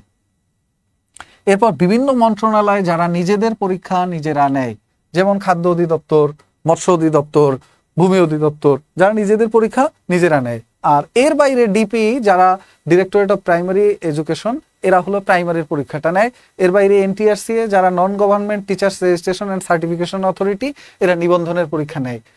আর এর বাইরে আছে স্থানীয় কর্তৃপক্ষ, অর্থাৎ ডিসি অফিস থেকে বিভিন্ন সময় ইউনিয়ন পরিষদের সচিব, এরপর ভূমি অফিসের নাজির, এই ধরনের পরীক্ষাগুলো আয়োজন করে স্থানীয় কর্তৃপক্ষ, অর্থাৎ ডিসি স্যারের নেতৃত্বে এই পরীক্ষাগুলো আয়োজন করা হয়। মোটামুটি এরাই বাংলাদেশের পিক বা সর্বোচ্চ পরীক্ষা গ্রহণকারী কর্তৃপক্ষ।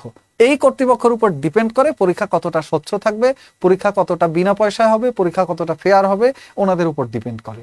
তো দয়া করে আপনারা ফেসবুক, এরপর আপনার ইউটিউব বা বিভিন্ন জায়গায় যে কমেন্ট করেন, ওনাদেরকে আর বেশি নেগেটিভ বানায়েন না। ওনাদেরকে নেগেটিভ বানাইলে ফাইনালি দিন শেষে আপনারাই নাই হয়ে যাবেন, আপনারাই হতাশায় ডুবে যাবেন। হ্যাঁ, কিছু হয়েছে, অনেক হয়েছে, 50% হয়েছে, 60% হয়েছে, ওরা প্রশ্ন বেছে দিছে, খায় ফেলছে, কিন্তু 50% তো বাকি বিনা পয়সায় হয়েছে, বাকি 50% তো প্রশ্ন ফাঁস হয় নাই। ওই জায়গাগুলো তো আপনাদের জন্য এনারা রাখছে, চেষ্টা করতেছে। আরো সামনে আশা করা যায় যে আগামী দিনগুলোতে যত সার্কুলার আসবে, যত পরীক্ষা হবে, সব মোটামুটি ওনারা একেবারে ফেয়ার রাখার চেষ্টা করবে। মোটামুটি ওনারা এই জায়গা থেকে ইমেজটা ধুয়ে মুছে ক্লিন হওয়ার চেষ্টা করবে। এইটাই রাষ্ট্রের প্রতি আমাদের চাওয়া এবং এই সিস্টেম বা কর্তৃপক্ষের প্রতি আমাদের চাওয়া, আমরা যারা বেকার আছি। এবং আমরা আশা রাখি যে সামনের দিনগুলোতে সিস্টেমটা আরো সুন্দর হবে। যেহেতু একটা ঘটনা ঘটে গেছে, জিনিসগুলো ফাঁস হয়ে গেছে, থলের বেড়াল বের হয়ে আসছে, তো ফাইনালি আমরা আশা রাখতে পারি ওনারা এই সিস্টেম থেকে বেরিয়ে আসবে এবং ওনারা ফাইনালি এই সিস্টেমের বাইরে এসে আমাদের জন্য ভালো কিছু একটা উপহার দিবে। আর ফাইনালি এখন দেখেন, আমি ফাইনালি একটা কথাই আপনাদেরকে বলে দিচ্ছি, আপনার ক্যারিয়ার আপনার। দেখেন, এখন আপনার ক্যারিয়ারে আপনার সামনে চার্জার আবার ব্যাগে রেখে দিচ্ছ, আপনার ক্যারিয়ার আপনার ক্যারিয়ারের মধ্যে আপনি চাকরি করবেন নাকি ব্যবসা করবেন নাকি বিদেশ যাবেন, এইটা আগে ডিসিশন নেবেন। আর আজকে আমার এই সেশনটা শুধুমাত্র দুইটা পক্ষের জন্য অফ। বিদেশ যারা যাইতে চান, যারা ব্যবসা করতে চান, তারা আমার কাছে কোনো বুদ্ধি নেওয়ার দরকার নেই, কারণ আমি এরকম কোনো বুদ্ধিদাতাও না। যারা চাকরির প্রস্তুতি নিতে চান, আমার বুদ্ধিটা আজকে তাদের জন্য, যে তারা কি করবেন। তাদের জন্য যদি সুযোগ থাকে বেসরকারি বড় পোস্টে চলে যাওয়ার, যাইতে পারেন। আর যদি না পোষায়, যে মেয়ের বাপ তো এতে খুশি না, বেতন 50,000 হইলে হবে কি, চাকরি তো সরকারি না, সো এই রাস্তাটাও তাদের জন্য আমি অফ করে দিলাম। একটা রাস্তা নিয়ে আমরা আজকে সারাদিন কথা বললাম, সেটা হলো সরকারি চাকরি। আসেন, সরকারি চাকরিতে ক্যারিয়ার করতে চাইলে তাহলে দিন শেষে আপনাকে এইখানে লেগে থাকতে হবে, দিন শেষে আবার সেই ম্যাট্রিকের পড়াশোনা পড়তে হবে এবং সবকিছু ভুলে যাইতে হবে মার্কেটে কি হইতেছে। আপনি যদি অত কিছু চিন্তা করেন, তাহলে আপনি এখানে টিকে থাকতে পারবেন না, হতাশায় এমনিই মরে যাবেন। হঠাৎ করে দেখবেন যে মনে না চাইতে গলায় দড়ি দিয়ে মরে গেছেন। তো এইটা করার সুযোগ নাই। যদি একেবারে বলছি যে ঘোরতর অন্ধকার হয়, ওইখানে কিন্তু আলোর নিশানটা বেশি দেখা যায়। অল্প একটু আলো হলেও একেবারে অনেক বেশি উজ্জ্বল দেখা যায়। তো রিয়েল লাইফে আপনি যতটুকু আলো দেখতে পাচ্ছেন, যে কয়টা প্রতিষ্ঠান আপনাকে টিকায় রাখতেছে, যতটুকু পদ ফাঁকা আছে, যতটুকু কোটা, প্রশ্ন ফাঁস, এই সেই হাবিজাবি লবিং মবিং এর পরে যতটুকু জায়গা আছে, ওই জায়গাগুলোকে টার্গেট করে আগাইতে থাকেন, কারণ এইখানে টার্গেট অনেক বেশি স্পষ্ট থাকে। অন্ধকার রাতে আপনি জানেন একটা জায়গা থেকে লাইট আসলে ওই জায়গাটা কোথায় আপনার কাছে স্পষ্ট আছে। সো আপনি ওই জায়গাগুলোতে যান। আর যদি ওই জায়গাগুলো টার্গেট না করেন, জায়গায় বসে থাকেন, তাহলে কোনো লাভ হবে না। হয় আপনি এই সার্কেলটার বাইরে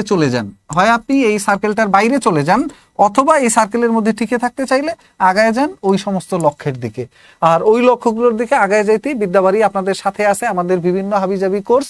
আজকে এগুলো একটা নিয়েও কথা বলবো না, কারণ আপনি বিসিএস ক্যাডার হইবেন, আমি কিছু বললে আমাকে বলবেন আপনি ব্যবসায়ী। আপনি সরকারি চাকরি করবেন, আমি বললে বলবেন যে আপনারা ব্যবসায়ী, আপনার খালি বেচতে আসেন। তো আমি না বেচলে আপনি কেমনে চাকরি পাবেন? ফেয়ার চাকরি প্রশ্ন বেচি না, কিন্তু এই বেচা কোর্স বেচা। আমরা মাত্র 2,000, 5,000, 3,000, 1,500 এইগুলা হাবিজাবি করে খাচ্ছি। আর কেউ 10 লাখ টাকা দিয়ে প্রশ্ন বেচছে, কেউ 1,000 টাকা দিয়ে মানে 1 লাখ টাকা দিয়ে প্রশ্ন বেচছে। আমরা ওইটা বেচতেছি না, আমরা হলো কোর্স বেচতেছি, যে আমাদের সাথে আসেন, পড়েন, পড়লেই যে চাকরি হয়ে যাবে তা না, কিন্তু আপনি পরিশ্রম করলে একটা গাইডলাইন পেয়ে যাবেন, মোটামুটি একটা গুছিয়ে দেবো, যেটা আপনি পড়তে থাকবেন, প্রস্তুতি নিতে থাকবেন, দিন শেষে অবশ্যই ভালো কিছু একটা হবে, আশা রাখতে পারেন। আর আশা না থাকলে আগেই ছেড়ে দেন, টিম ব্যবসা শুরু করেন, বিদেশ চলে যান, ব্যবসা করেন। আর কি বলবো, কিচ্ছু বলার নেই। তো এইখানে আপনি 47তম বিসিএস এর জন্য স্পেশাল কেয়ার লাইফ ব্যাচ 5 এটাই ভর্তি চলছে। যারা আজকে নিবন্ধন পরীক্ষা দিলেন, এখন কি করবেন? এখন আপনারা ফাইনালি টার্গেট রাখেন বিসিএস কে। যদি বাংলাদেশে কিছু করতে হয় তাহলে বিসিএস এ অ্যাটলিস্ট ক্যাডার না হলেও আগে নন ক্যাডার হওয়া যেত, এই সিস্টেমটাও খেয়ে দিছে। পদের রিকুইজিশন ছিল 2900 পদের, নিয়োগ দিছে 500। ওকে, এরপরে দ্বিতীয়টা আছে 48তম BCS extra care life batch 4। এটা যারা আগামী বছর বিসিএস পরীক্ষা দিবেন, ওনাদের জন্য এখন থেকে একেবারে একটা লং প্যাকেজ, অর্থাৎ দীর্ঘমেয়াদী প্রস্তুতি নেওয়ার জন্য একটা প্যাকেজ 48তম বিসিএস যারা দিবেন। এরপরে দেখেন 11 থেকে 20তম গ্রেড যেটা আছে, 11 থেকে 20তম গ্রেডের যত আপনারা শিক্ষা বেচছেন, কে না বেচে? বেশ্যা শরীর বেচে আর ব্যবসায়ী পণ্য বেচে, এইটুকুই পার্থক্য। সবাই বেচে, কেউ মাথা বেচে, কেউ বুদ্ধি বেচে, কেউ রাষ্ট্র বেচে দেয়, তাই না? সবাই বেচতেছে, কে কাকে বেচে দিচ্ছে এটা ব্যাপার না। আপনার সামনে আমার এটা ছাড়া আর বলার কিছু নাই। তো we are the legal businessman, আর যারা বাইরে করতেছে তারা হলো ইলিগ্যাল বিজনেসম্যান। এখন আমার এইখানে আপনি 2,000 টাকা ম্যানেজ করতে পারছেন না, ঠিকই কেউ বললে যে প্রশ্ন আছে, তাহলে আপনি 1 লাখ নিয়ে রাজি হবেন, তাহলে আপনি 10 লাখ নিয়ে রেডি হয়ে যাবেন, জায়গা জমি সব বেচবেন, বন্ধক রাখবেন, মায়ের গহনা বন্ধক রাখবেন। কেন? কারণ গেলেই চাকরিটা হয়ে যাবে। এইখান থেকেও আপনার চাকরিটা হয়ে যাবে, বিশ্বাস রাখেন। বাট আপনাকে পড়তে হবে, পরিশ্রম করতে হবে। আপনার ওই যে আজাইরা গার্লফ্রেন্ড, আপনার আজাইরা বন্ধু বান্ধব যে হুদায় আপনার ঘুরায়, টাইম ওয়েস্ট করে, হুদায় আড্ডা দিয়ে বিড়ি খাওয়ায়, ঘুরায় ঘুরায় টাইমগুলো শেষ করে দেয়, বছরগুলো শেষ করে দিছে, ওদের ছাড়েন, সবাইকে ছেড়ে কিছুদিন বসেন, আবার চাকরি হলে তারা আপনাকে খুঁজবে। এখন যারা আপনাকে পাত্তা দেয় না তারাই আপনাকে খুঁজবে। আগে মামা বাড়ি, নানা বাড়ি, চাচা বাড়ি গেলেই ডিম ভেজে দিত, শরবত বানায় দিত, সেমাই রান্না করতো নুরুল। এখন গেলে এক গ্লাস শরবত ধরাই দেয় চিনি দিয়ে গুলে। কারণ কি জানেন? আপনার তো ওই ভ্যালুই নেই। সো ভ্যালু ফিরে আনতে হলে আবার মাঠে নামেন, আবার যুদ্ধ করেন। ভ্যালু ফিরে আসলে তখন সবাই ভ্যালু দিবে, আর ভ্যালু না থাকলে কেউ দিবে না। আমি আজকে ক্যাডার হয়েছি, এখন আমাকে বহু মানুষ ফোন করে যারা গত 10 বছরে কোনোদিন আমার খোঁজ নেয় নাই, তাই না? আজকে আপনি কার খোঁজ নেন? আপনি হিসাব করেন। আপনি যেই বন্ধু আপনার এলাকায়, আপনার যেই বন্ধু এলাকায় তোষকের ব্যবসা করবে, যেই বন্ধু এলাকায় ডিমের ব্যবসা করবে, চায়ের দোকান দেবে, আপনি ওকে কোনোদিন খোঁজ নিছেন? গিয়ে ওর দোকানে গেছেন? আপনি গিয়ে যান, আপনার যেই বন্ধু ডাক্তার, আপনার যেই বন্ধু ম্যাজিস্ট্রেট, হ্যাঁ, আর সে আপনার কল রিসিভ না করলে আপনার অভিমান, অমুকের ভাব বেড়ে গেছে, সরকারি চাকরি করে আমার ফোন রিসিভ করে না। চাওয়ালাকে কয়দিন কল দিছেন? ডিম ব্যবসায়ীকে কয়দিন কল দিছেন? দেন নাই, সেও তো আপনার বন্ধু। আপনাকেও ওরকম খুঁজবে না, আপনাকেও ওরকম খুঁজবে না। আপনি যেরকম কেউ খোঁজেন না, আপনাকেও কেউ খুঁজবে না। দ্যাটস ওয়াই আপনি কিছু করে দেখাইতে পারলে তখন মানুষ বলবে যে এটা আমার আত্মীয়, এটা আমার অমুক, এটা আমার তমুক। আর এটা কিছু না করতে পারলে আপনি কাউকে অভিযোগ দিয়েন না যে কেন ও আমাকে পাত্তা দেয় না, কেন সে আমাকে খোঁজে না। খুঁজবে কেন? আপনি খোঁজার মতো কেউ না তো। আপনিও তো খোঁজার মতো খোঁজার মতো কারো যারো পজিশন আছে তারে তারে গিয়ে খোঁজেন এলাকায়, তাই না? That's the thing. এখন নিজেকে বানাবেন নাকি অন্য কারো নামে চলবেন, এটা বিষয়। নামে চলাটা এখন বাংলাদেশে নাই, নাম দিয়ে এখন আর চলা যায় না বেশি। সো আপনি 47, 48 এবং 11 থেকে 20 গ্রেডের আমাদের এটা 6 নম্বর ব্যাচ চলছে। এছাড়া ইউনিয়ন সমাজকর্মী ব্যাচে ভর্তি চলছে, আরো অনেক ব্যাচে ভর্তি চলছে। এখন আপনার যেটা খুশি আপনি করেন গিয়ে। আমি আমার সামনে যেটা বলার ছিল সেটা বলে দিলাম। স্যার আপনার কি রিয়েল চাকরি হয়েছে নাকি সুশান্ত পালের মতো কোশ্চেন কিনে ভাওতাবাজি করছেন? ওই যে বললাম যে আমি এবং আমার ফুল ফ্যামিলির যদি জায়গা জমি, ঘরবাড়ি এবং কিডনি সব কয়টাও বেঁচে দেই, তাও আমাদের 50 লাখ টাকা হবে না। কিনবো কি দিয়ে ভাই? কিনতে হলে তো সামর্থ্য টাকা লাগবে। আপনি যদি ধরেন আপনার বাসার কাজের বুয়াকে দেখেন যে সে 2 ভরি ওজনের একটা গলার হার পরে আসছে, আপনি বলুন যে এটা তো ইমিটেশন, ওইটা অরিজিনাল হলেও আপনি বিশ্বাস করবেন না। আর একজন শিল্পপতি গাড়ি থেকে নামতেছে, তার গলায় যদি একটা চেইন থাকে, সে যদি এসে বলেও যে এটা 200 টাকা দিয়ে কিনছে, আপনি বিশ্বাস করেন না? স্যার আপনিও মজা করেন, এটা তো আপনি অরিজিনাল সোনার চেইন পরছেন। That is the thing. এখন ভর্তি হতে পারেন কি না পারেন, ভর্তি হবেন কি না হবেন, পুরোটা আপনার ইচ্ছা। এখানে কেউ আপনাকে জোর করে আনবে না, কেউ জোর করে কিনাবে না। প্রশ্ন নাই আমাদের কাছে, আমাদের কাছে কোনো প্রশ্ন নাই, আমাদের কাছে কোনো কিছু না। আমাদের কাছে একটা গাইডলাইন আছে, আমাদের কাছে কিছু শিট আছে, কিছু সাজেশন আছে। আমরা রেগুলার ক্লাস নেই, আমরা আপনাকে একটা গাইডলাইন দিতে পারি। সো এই জিনিসটাই, আর কিছুই না। এখন আপনি কি করবেন পুরাটাই আপনার ইচ্ছা। তো আমাদের এখানে যে কোনো তথ্য জানতে চাইলে, আমাদের কোর্সগুলো সম্পর্কে, পরীক্ষা সম্পর্কে, অন্য কিছু সম্পর্কে আপনি যদি জানতে চান, তাহলে 018960608000। স্যার বিদেশ যাওয়া ভালো নাকি চাকরি করা ভালো? আচ্ছা, একটা কথাই বলি শেষ। রাস্তা ছেড়ে যদি চলেও যেতে চান, যাওয়ার আগে 1 বছর বা 6টা মাস সময় দিয়ে যান। শেষবারের মতো দেখে যান যে কি আছে এই সিস্টেমে। শেষবারের মতো দেখে যান কি আছে এই সিস্টেমে, তাই না? শেষ দেখাটা দেখে যান। আর যদি তারপরে মনে হয় যে না 1 বছরে হয় নাই, তাহলে আর 5 বছর ঝুলে না থেকে 1 বছরের মাথায় এই রাস্তাটা ছেড়ে দেন। যা করেন 1 বছর করেন, করার মতো করেন, মন দিয়ে করেন, সবকিছু ছেড়ে এটাকে ধ্যান জ্ঞান বানান। আর না হয় আগে থেকে এই রাস্তা কেটে পড়েন, এই রাস্তায় থাকিয়েন না। That is the thing. Best of luck সবার জন্য। আমরা যারা গরিব মধ্যবিত্ত, আমাদের এই সব ক্যাপাবিলিটি হবে না কোনোদিন প্রশ্ন কেনার, কেউ আমাদের পক্ষে ফোনও করবে না। আর আমাদের আসলে কোনো কিছুই সুযোগ নাই। একটাই সুযোগ আছে, আমাদের কোর্সে ভর্তি হওয়ার। এটা অল্পের মধ্যে পারবেন। এটা মোটামুটি 2-4 ডজন ডিম বেচলেই আমাদের একটা কোর্সের দাম হয়ে যাবে। হ্যাঁ, কিছু কেলাকুচু বিক্রি করে আমাদের এই জায়গায় ভর্তি হন, দিন শেষে ভালো কিছু নিয়ে বের হইতে পারবেন। না হলেও অ্যাটলিস্ট একটা স্ট্রেংথ আপনার চলে আসবে। আর আমাদের সম্পর্কে আরো বিস্তারিত জানতে আমাদের যে অ্যাপস আছে, অ্যাপসটা দেখতে পারেন বিদ্যাবাড়ি অ্যাপস, গুগল প্লে স্টোরে পেয়ে যাবেন, অথবা আমাদের ওয়েবসাইট www.বিদ্যাবাড়ি.com, আমাদের ফেসবুক, এরপর আমাদের ইউটিউব চ্যানেল বিদ্যাবাড়ি। এই যে কোনো একটা আপনি এখানে গেলে আমাদের সম্পর্কে আরো বিস্তারিত ক্লাস, আরো জিনিসপত্র জানতে পারবেন। ও আমি এতক্ষণ আপনাদের সাথে ছিলাম, আমি সাজ্জাদ হোসেন, আমি সিনিয়র শিক্ষক বিদ্যাবাড়ি সাধারণ জ্ঞান, এবং আমি আছি বাংলাদেশ নির্বাচন কমিশনে 40তম বিসিএস থেকে কর্মরত, এবং বিসিএস শিক্ষা ক্যাডারে সুপারিশপ্রাপ্ত 43তম বিসিএস থেকে। এবং এর বাইরে একটা পরিচয় হলো, আমি আগে প্রভাষক হিসেবে কর্মরত ছিলাম 12তম শিক্ষক নিবন্ধনের পরে, এবং তারপরে পল্লী সঞ্চয় ব্যাংকে কর্মরত ছিলাম মাসখানেকের মতো। এবং এখন হাফ টাইম বিদ্যাবাড়ির সাথে এবং হাফ টাইম আমার গভর্নমেন্ট জবের সাথে আছি। সব মিলে আমি আপনাদের সাথে আছি, আমি আপনাদেরই একজন, আপনাদের মতোই ছিলাম। তাই জীবন থেকে যতটুকু আমার বাস্তবতা বা অভিজ্ঞতা ছিল সেই কথাগুলি আপনাদের সাথে শেয়ার করার চেষ্টা করেছি। ভালো লাগলে অবশ্যই জানাবেন যে কেমন লাগলো, আর খারাপ লাগলে ক্ষমা সুন্দর দৃষ্টিতে দেখবেন। আমি শুধু আমার আবেগ, অনুভূতি এবং বাস্তবতার নিরিখে কথাগুলো বলেছি। কেউ যদি খারাপ লাগে তাহলে আমাকে অবশ্যই ক্ষমা সুন্দর দৃষ্টিতে দেখবেন। আর বাদ বাকি যে কোনো বিষয় বা যে কোনো তথ্য জানতে আমাদের যে ফোন নাম্বারগুলো দিয়েছি ওই ফোন নাম্বারগুলোতে আপনারা যোগাযোগ করতে পারেন। 018960600800 এইখান থেকে শুরু করে একেবারে টানা 49 পর্যন্ত সবই আমাদের নাম্বার। 8012345678910111213141516। কোনো কোর্সে ভর্তি হওয়া লাগবে না। হতাশ লাগলে ওনাদের সাথে কল দিয়ে কথা বলবেন, অ্যাটলিস্ট তাও ভালো লাগবে। এমনিতেই কথাবার্তা বলতে পারেন, ভর্তি হওয়া বা কিছু করার দরকার নেই। ভালো থাকবেন সবাই, অনেক ভালো। আজকের মতো এখানেই বিদায় নিব। শুভকামনা, শুভরাত্রি, আল্লাহ হাফেজ।